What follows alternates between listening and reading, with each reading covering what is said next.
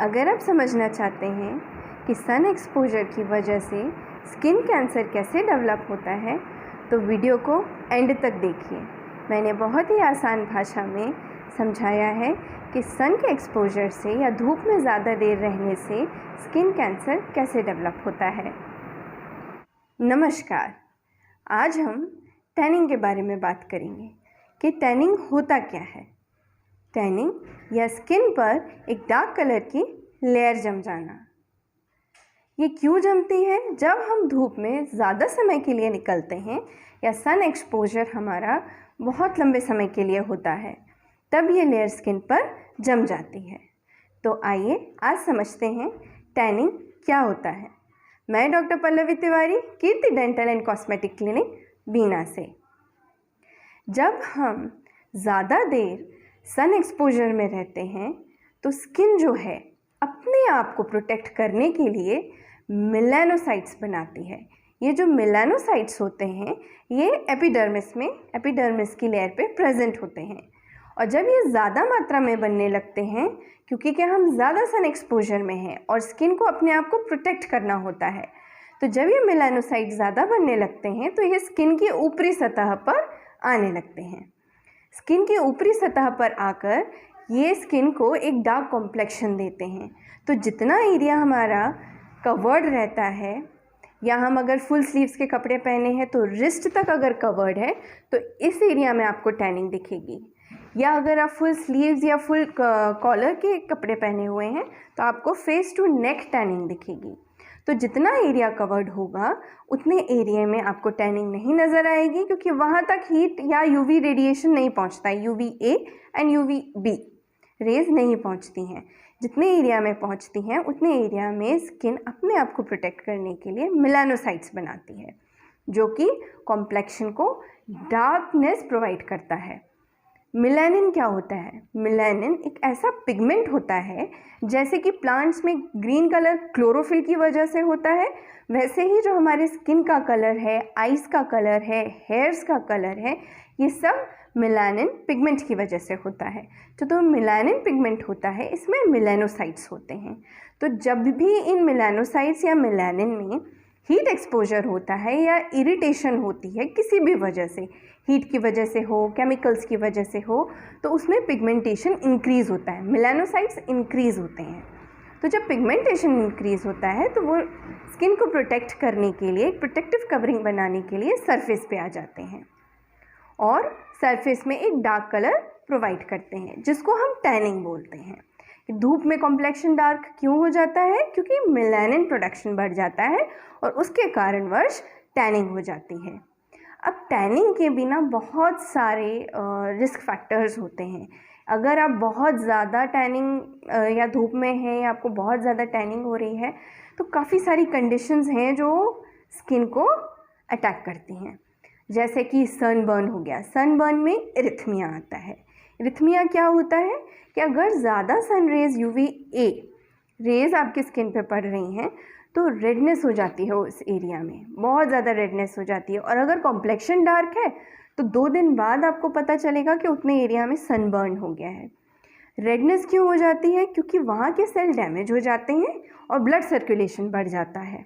तो पहले तो वहाँ रेडनेस होगी, फिर हमारे इम्यून सिस्टम को पता चलेगा, वाइट ब्लड सेल्स को पता चलेगा कि यहाँ रेडनेस है, यहाँ पे इन्फ्लेमेशन हो गया है, तो ये वहाँ अटैक करेंगे वाइट ब्लड सेल अटैक करेंगे तो इचिंग होने लगेगी, तो दाने उठने लगेंगे और स्किन भी झड़ने लगती है, ऐसा लगता है पील ऑफ होने लगती है। तो इरिथमिया में क्या होता है? स्टार्टिंग में रेडनेस होती है और फिर इचिंग होने लगती है, जलन होने लगती है।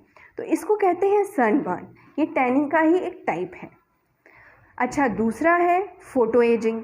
अगर आप ज़्यादा धूप में रहते हैं तो फाइन लाइंस इंक्रीज़ होती हैं। आज के समय में फ़ोटो एजिंग बहुत कॉमन है। फ़ोटो एजिंग बहुत हो रही है आजकल, क्योंकि सन एक्सपोजर, जो सन रेज़ हैं वो और ज़्यादा हार्मफुल होती जा रही हैं समय के साथ साथ, और UV radiation rays A and UV rays B दोनों ही हार्मफुल होती हैं। तो इससे क्या होता है? फ़ोटो एजिंग होती है, फाइन लाइन इंक्रीज़ हो रही है, कोलेजन प्रोडक्शन कम हो रहा है। कोलेजन प्रोडक्शन क्यों कम होता है? क्योंकि ये जो रेज़ होती हैं, अल्ट्रावायलेट रेज़ होती हैं, जो स्किन में कोलेजन प्रेजेंट होता है उनके फाइबर्स को, इलास्टिन फाइबर्स को, कोलेजन फाइबर को ब्रेक डाउन कर देती हैं। वैसे ही एज फैक्टर की वजह से कोलेजन प्रोडक्शन हमारी बॉडी कम कर देती है। हमें हेल्दी फूड खाना चाहिए, फाइबर रिच फूड खाना चाहिए, फ्रूट्स, वेजिटेबल्स अच्छी मात्रा में हमें लेना चाहिए। तो क्या होता है कि सन रेज़ की वजह से ये जो कोलेजन फाइबर हैं, ये हीट के प्रोडक्शन यूवी रेज़ की वजह से ब्रेक डाउन हो जाते हैं। फिर इनको बनने में बहुत समय लगता है, तब तक तो बाकी के कोलेजन फाइबर्स भी डिस्ट्रॉय हो जाते हैं। तो फोटो एजिंग क्या कहलाती है? जब जो सन रेज़ होती हैं कोलेजन प्रोडक्शन को, या कोलेजन जो हमारी बॉडी में प्रेजेंट है उसको हार्म करता है। ये हो गया फोटो एजिंग। और इसमें क्या होता है, प्रोटीन जो रहता है कोलेजन फाइबर में उसको भी ये प्रोडक्शन को डिक्रीज करता है। सनलाइट में ज़्यादा एक्सपोज रहने की वजह से बॉडी में इम्यून सिस्टम भी स्लो डाउन हो जाता है, इम्यून सिस्टम सप्रेस हो जाता है। इम्यून सिस्टम सप्रेस क्यों हो जाता है? क्योंकि जो सेल्स सन रेज़ की वजह से डैमेज होते हैं वो बॉडी ना फ्री रेडिकल के फॉर्म में निकाल पाती है, ना ही वो सेल्स इतने डिस्ट्रॉय हो जाते हैं कि वो लिम्फेटिक सिस्टम के थ्रू भी ड्रेन नहीं होते हैं। वो वहीं रहते हैं डैमेज सेल, और आसपास के सेल्स को भी बहुत डैमेज करते हैं। उसकी वजह से इम्यूनिटी भी बहुत लो हो जाती है। डिहाइड्रेशन होता है बॉडी में। डिहाइड्रेशन होगा तो कैसे बॉडी फाइट करेगी, इम्यूनिटी कैसे स्ट्रॉन्ग होगी? पानी पीना बहुत ज़रूरी है। सन रेज से अगर आपको बचना है तो शुगर, सॉल्ट एंड वाटर, आपको इसका इंटेक बढ़ाना होगा। अगर आप ज़्यादा एक्सपोजर में रहते हैं सन के, या आपका वर्क ही ऐसा है कि आपको धूप में रहना है, तो आपको वाटर इंटेक बढ़ाना होगा। जो सन रेज होती हैं ये क्या करती हैं, ये ना डीएनए को भी डैमेज करती हैं। कौन से डीएनए को? जो स्किन में प्रेजेंट होते हैं उस डीएनए को डैमेज करती हैं। तो क्या होता है, जब सेल डैमेज होते हैं या सेल में प्रेजेंट, हर सेल में डीएनए होता है, हमारी बॉडी के हर सेल में डीएनए होता है। तो सन रेज जब सेल को हार्म करती है और डीएनए को टारगेट करती है तो सेल में एबनॉर्मल ग्रोथ होने लगती है। डीएनए क्या होता है?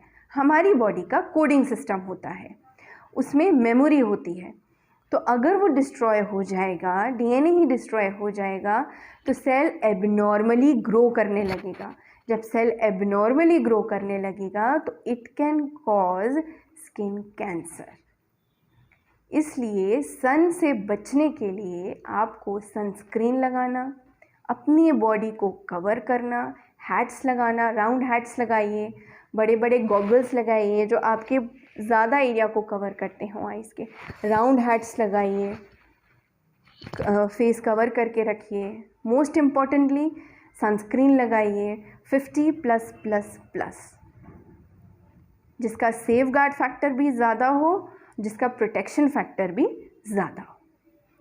तो जब डीएनए सन डैमेज करता है सेल को टारगेट करके, तो डीएनए में मेमोरी होती है जो कि वो एकदम लॉस हो जाती है, और सेल को समझ में नहीं आता कि उसे मल्टीप्लाई किस हद तक करना है। तो वो एबनॉर्मली ग्रो करने लगता है, सेल डिवीजन एबनॉर्मली होने लगता है, ट्यूमर्स डेवलप होते हैं, एबनॉर्मल सेल ग्रोथ होती है जो कि स्किन कैंसर को प्रोपोगेट कर सकती है। बट इसके पहले ही स्टेजेस में इसको रूल आउट कर लिया जाता है। मैनी केसेस, बहुत ही कम केसेस ऐसे होंगे जिसमें इसको रूल आउट नहीं किया जा सकता होगा। अब और फैक्टर्स क्या हैं? आइज़ में कैटरैक्ट होना। कैटरैक्ट मतलब मोतियाबिंद होना। तो ये हो जाता है, यूजुअली आप देखोगे कि गांव में जो लोग होते हैं, खेती किसानी करते हैं, कटाई के लिए जाते हैं, जिनकी एज ज़्यादा हो जाती है, उनमें आपको मैक्सिमम देखने मिलेगा। क्यों? क्योंकि धूप में ही उनका काम करना होता है। आइज़ में मेलानिन पिगमेंट होता है जो कि टारगेट होता है, जिसकी वजह से एक कैटरैक्ट या मोतियाबिंद होने का ये एक बहुत बड़ा कारण हो सकता है, धूप, रोशनी पड़ना आँखों पर। तो सन रेज से आप देख सकते हैं कि बहुत सारी समस्याएं या बहुत सारे इन्फेक्शन से हम जूझ सकते हैं।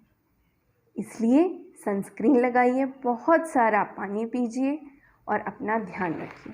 सन एक्सपोजर से बचने के लिए मैंने आपको बताया, आप राउंड हैट्स लगा सकते हैं, आप सनस्क्रीन लगाइए, गॉगल्स पहनिए, हाथों को, फेस को कवर रखिए, सुरक्षित रहिए। हेल्दी ईटिंग बहुत ज़रूरी है।